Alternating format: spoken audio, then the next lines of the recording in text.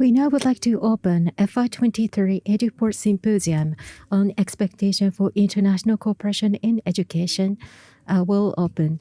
Now, I am Suzuki, the Japan Secretary of EduPort. I will have the opportunity to serve an MC today. Great to meet you all. This symposium is held in the Zenkoku Toshi Kaikan, as well as the online broadcasting over Zoom, and lectures. All of the activity reports by the EduPort Nippon business operators, as well as the panel discussions. We are delighted to welcome your opinion and the questions. For those who are joining online, please use Q&A box over the Zoom, and please give us your question and opinion during the session.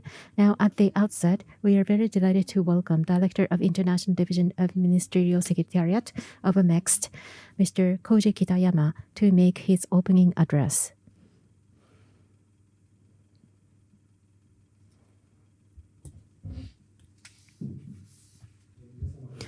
Good afternoon.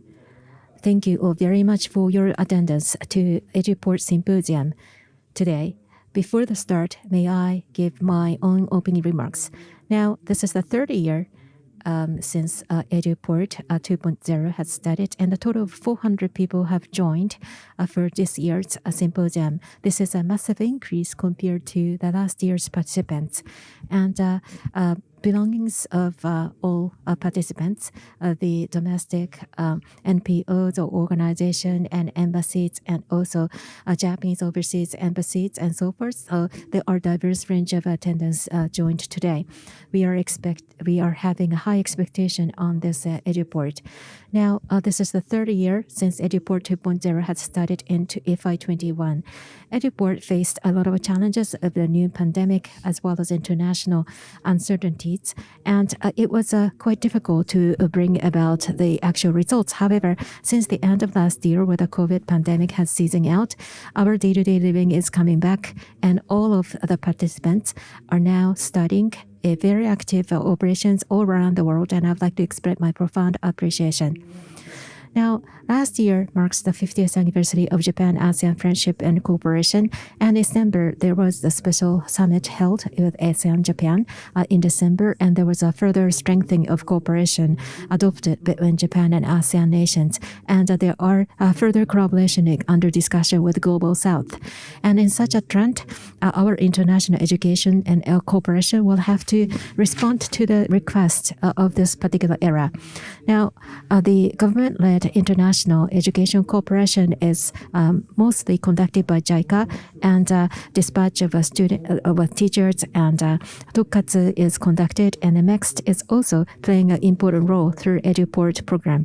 In order to improve the efficiency of a program, we need to increase the awareness of this program and try to encourage the Japanese education to be globalized more, and we utilized fully the outcomes and knowledge and the human resources of this program, and tried to enhance cooperation with JICA and JETRO and others to further enhance the impact of this program. Now, today's symposium, we are very delighted to welcome the head of the Human Resource Development, Ms. Kamei from JICA, to talk about the JICA's efforts and the expectation to EduPort. And we will hear about the three examples from University of Tsukuba. We'd like to hear the internalization and quality assurance practice in Egypt, and also from Yamaha, Mr. Otake will talk about the Japanese-style music education and rollout in overseas like Vietnam, India, and Egypt. And lastly, University of Kagawa, Professor Shimizu will talk about the school nursing education of Cambodia. And in the second half, we are very delighted to have a panel discussion joined by Professor Suzuki of Tokyo University and Professor Kitamura. And we are very delighted to welcome all opinions from a broad-based approach, as well as the opinions for the program, good examples of a program, and the opinion from frontline. And then through such discussion, we'd like to discuss what is the desirable ways of international educational cooperation for EduPort 3.0. So look forward to the discussions going forward. Thank you very much. Thank you very much, Mr. Kitayama.